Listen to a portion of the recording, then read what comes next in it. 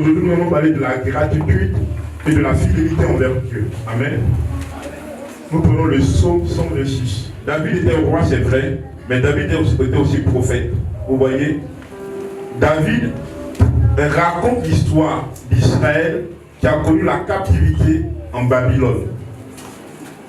Et donc, pendant qu'ils étaient en captivité, ils se souvenaient, les Israélites, des prophéties selon lesquelles un temps viendrait où ils allaient être délivrés. Donc, chacun voulait voir la prophétie s'accomplir. C'est comme toi et moi, il y a des prophéties de gloire sur notre vie. En ce qui concerne la prophétie, tu peux ne pas l'avoir entendue, mais ça ne veut pas dire qu'elle n'a pas été libérée. La prophétie, c'est la pensée de Dieu libérée. Mais tu peux ne pas l'avoir, tu peux ne pas avoir révélation de la prophétie, mais en tant qu'être humain, avant que tu ne viennes sur terre, de manière prophétique, Dieu a annoncé qui tu es. Et Dieu a annoncé les projets qu'il a pour toi. Et ces projets-là sont des projets de paix et de bonheur. Est-ce que tu comprends? Donc, quand maintenant Dieu libère la prophétie, avant qu'il l'ait libérée, il a déjà manifesté la puissance de son accomplissement. Parce qu'il est Dieu. Dieu ne dit pas pour faire. Dieu a fait. Dans le spirituel, il dit pour t'informer de ce qu'il a fait, qui va se faire. Donc Israël est en attente de l'accomplissement de cette prophétie, de sa libération. Et lorsque ça a été fait, David maintenant rend témoignage de ce qui s'est fait. Quand ils ont été libérés, la Bible dit ils étaient en joie. La Bible dit ils étaient dans l'allégresse. La Bible dit ils étaient contents. Et bientôt c'est ce qui va se faire dans ta vie. Amen. Tu seras dans la joie, tu seras heureux, tu seras content de voir l'accomplissement des prophéties de Dieu te concernant. Et ça va se faire.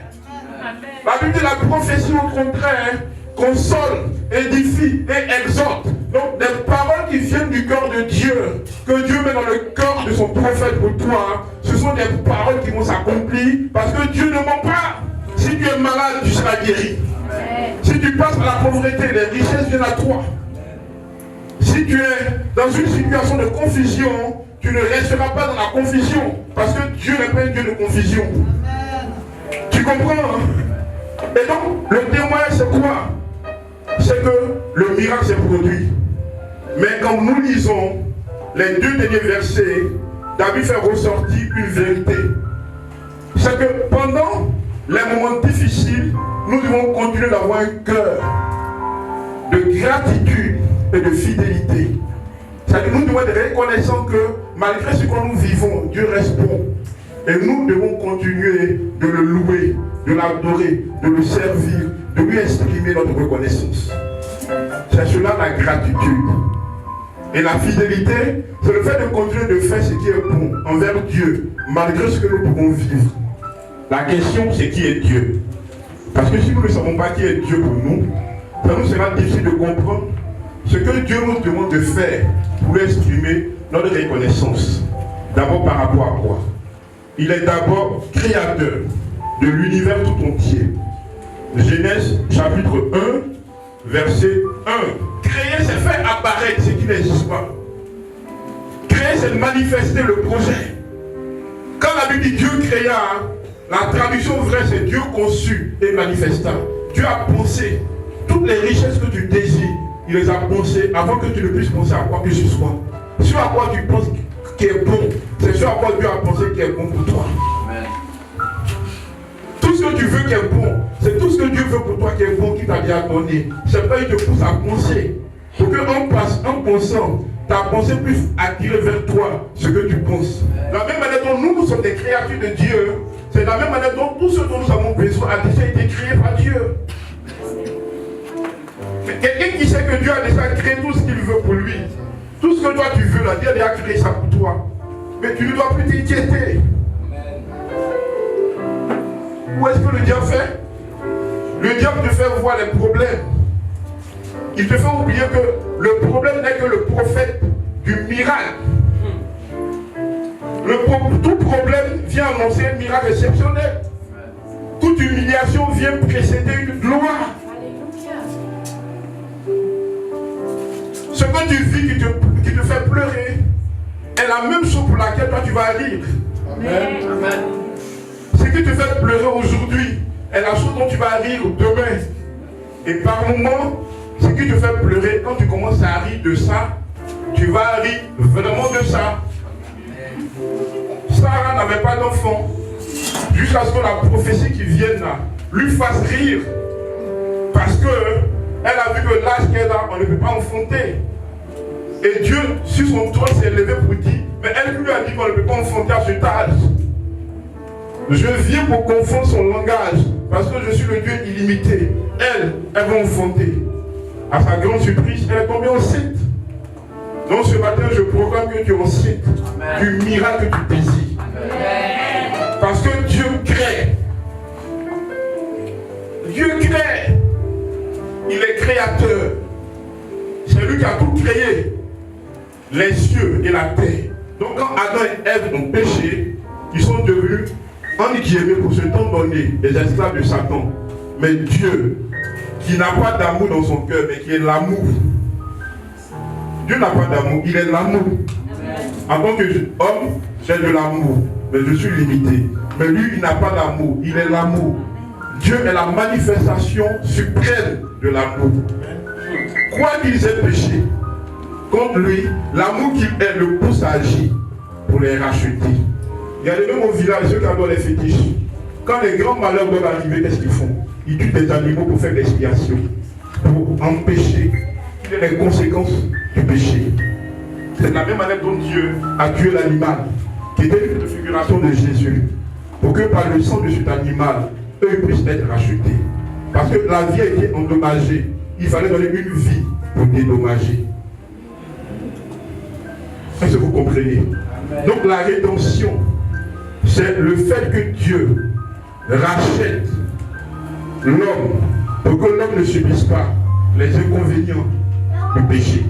Pour que l'homme ne subisse pas la destruction du péché. C'est ça la rédemption. Dieu est rédempteur. Il n'est pas seulement créateur, mais s'il arrivait que nous détruisions la vie, s'il arrivait que nous offensions ses lois, qu'à cause de ça, il y a des malédictions qui devaient venir, qu'est-ce que Dieu fait? Dieu nous l'achète. C'est ça la rédemption. Jean chapitre 19, verset 26. Jean dit, je sais que mon rédempteur est vivant et il se lèvera le dernier. Pendant que Jean traversait une épreuve difficile, Dieu lui a fait la grâce en tant que prophète de voir que la rédemption existe. Est-ce que vous comprenez un peu? Job le savait. Qui comprend ce que je dis ce matin? C'est pourquoi nous ne devons plus rester au niveau de la pensée des malédictions héréditaires. Amen. Comme mes grands-parents ont fait ça, la malédiction, oui, c'est vrai. Mais en Christ, tu as la rédemption. Amen. Donc tu ne dois plus perdre le temps, à moins que de manière particulière, le Saint-Esprit te révèle ça. Mais ça ne doit pas devenir ton quotidien. Je brise, je détruis, je lis, je délie. Vous voyez, non. Il faut plutôt passer du temps dans l'adoration. Je t'aime, Seigneur, je t'adore, parle-moi, révèle-moi. Je déclare ta parole. Maintenant, si lui te dit, voici ce qui bloque, là maintenant tu te lèves. Mais quand tu crois que tu as été racheté, tu n'es plus esclave. Et je ne sais pas si quelqu'un comprend ce que je dis. Ce portable que j'ai en main, il est pour moi. Mais dès que je l'ai vendu à quelqu'un qui l'a acheté avec moi, il n'est plus mon portable. Quand nous étions dans le monde, nous étions esclaves de Satan. Parce que nous l'avons acheté à cause du péché. Mais quand nous venons à Christ, qui nous a racheté par son sang, nous ne sommes plus liés au diable. Qui comprend ça? Amen. Nous ne sommes plus liés au diable. Donc la doctrine des liens est à revoir. Dieu peut me révéler des liens, mais ça ne veut pas dire que c'est une doctrine. Dieu peut révéler particulièrement pour quelqu'un, lui dans son cas, voici ce qui se passe. Mais tout le monde ne peut pas être lié pendant que Christ vous a racheté. Est-ce que vous comprenez? Il y a des églises spécialisées dans couper les liens. Maintenant, s'il n'y a plus de liens, est-ce que de telles églises vont exister? Donc, comme elle veut exister, elle va inventer des liens. C'est ça. Amen. Quelqu'un qui ne l'argent. On va trouver un lien de pauvreté sur sa vie. On brise le lien, mais il ne travaille pas. Il ne veut pas avoir l'argent. Amen. Excusez-moi, quelqu'un qui est impoli à un certain niveau, une femme qui est impolie à un certain niveau, même si on me demande pardon, je ne vais pas la marier. Elle n'a pas un problème de lien, elle a un problème de comportement.